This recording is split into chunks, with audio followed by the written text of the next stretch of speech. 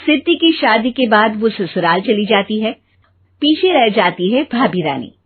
सिद्धि के ससुराल जाते ही भाभी कहती है, अरे वाह जी वाह, सारे कपड़े मेरे। हाय रे पैंट, अरे वाह वाह, मजा आ जाएगा। अरे ये सिद्धि की अलमारी के सामने खड़े होकर क्या बड़बड़ा रही है? जाकर देख मेहमानों को विदाई की मिठाई मिली कि नहीं। अब हाँ माँ जी, क्यों नहीं, लेकिन पहले कपड़े तो बदल लूं। अब रानी आ जाती है सिद्धि के उन कपड़ों में जो वो ससुराल जाने से पहले घर छोड़ जाती है। अरे रानी, कुछ दिन रुक जाती। अरे ये तो सिद्धि बिटिया को मैंने ही दिया था, बड़ा ही फबता था उस पर, तुझ पर तो कुछ खास नहीं लग रहा। अब वो ना मेरे सारे कपड़े गीले थे तो सोचा पहन लूं। वैसे भी सिद्धि को कौन सा भी पुराने आउटडेटेड कपड़ों को पहनना है। वैसे भी ये सूट तो मैंने तभी पहना था, वैसे खास है भी नहीं ये। हाँ ठीक है, लेकिन ना मेरी सिद्धि पर तो जमता था।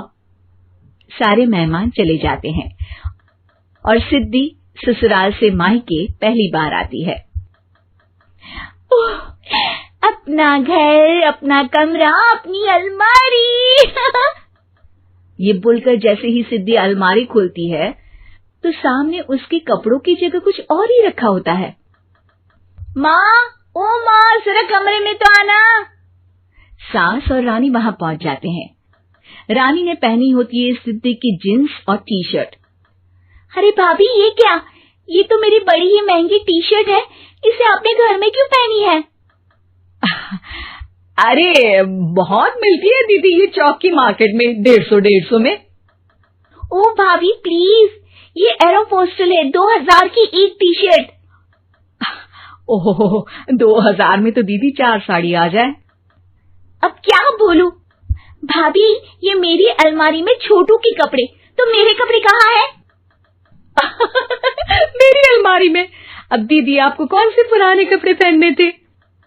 माना भाभी, लेकिन मैं जब घर आती तो यही सब पहनती ना। अरे तुम तो बड़ी कंजूस हो दीदी। खैर, वक्त आता है जब सिद्धि ससुराल के लिए रवाना हो रही होती है। अरे रानी, अंदर से सिद्धि का गिफ्ट ले आ, लड़की पहली बार ससुराल से मायके आई है। रानी अंदर जाती है और एक सिंपल सी साड़ी लेकर बाहर आ जाती है। ये लीजिए माँ जी। सास बेटी को गिफ्ट देकर ससुराल भेजती है। अगले दिन रानी एक सुंदर सी साड़ी पहनकर सामने आती है। अरे रानी, ये तो वो साड़ी है जो मैंने सिद्धि को देने के लिए दी थी जब वो ससुराल ले जाती, लेकिन ये तूने कैसे पहन ली? अरे माँ जी, ये साड़ी तो मुझे बहुत पहले से ही पसंद थी, लेकिन चिंता ना करिए, मैंने सिद्धि के लिए भी अच्छी सी साड़ी दी है। हाँ। तभी सिद्धि का फोन आता है। क्या माँ, कुछ अच्छा तो दिया होता ससुराल ले जाने के लिए। अरे पहले दिखा दिया होता। यूं चमकते हुए पैकेट में नौकरानी वाली साड़ी मत दिया करो माँ।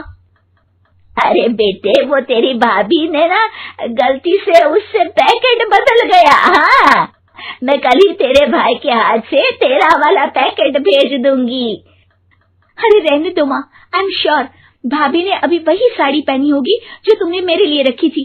तुम तो समझ नहीं पाई उनको। खैर छोड़ो, मैं ज्यादा बोलती अच्छी नहीं लगती, रहने दो, आपको उन्हीं के साथ रहना है, फिर बात करेंगे।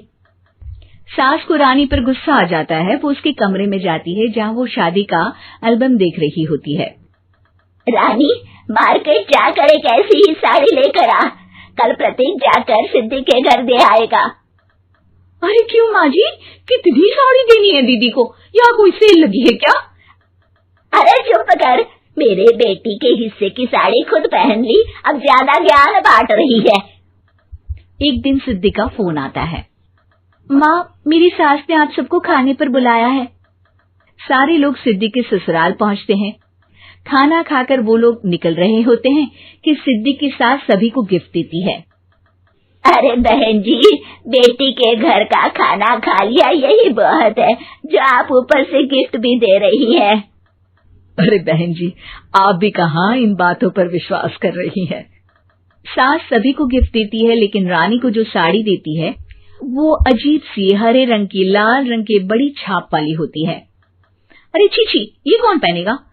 सासू माँ को तो जरी वाली इतनी सुंदर, और मेरे लिए ये नौकरानी वाली। अरे भाभी, दरअसल मैं जब भी घर आती थी आप वापसी में ऐसी ही साड़ी देती थी ना, तो माँ ने सोचा कि आपको आपकी पसंद की ही साड़ी क्यों ना दी जाए। बेचारी रानी, बोलती भी तो क्या। सिद्धि और सास रानी का चेहरा देखकर हंसने लगती है, तो रानी समझ जाती है कि अपने ही बिछाए जाल में वो फंस चुकी है।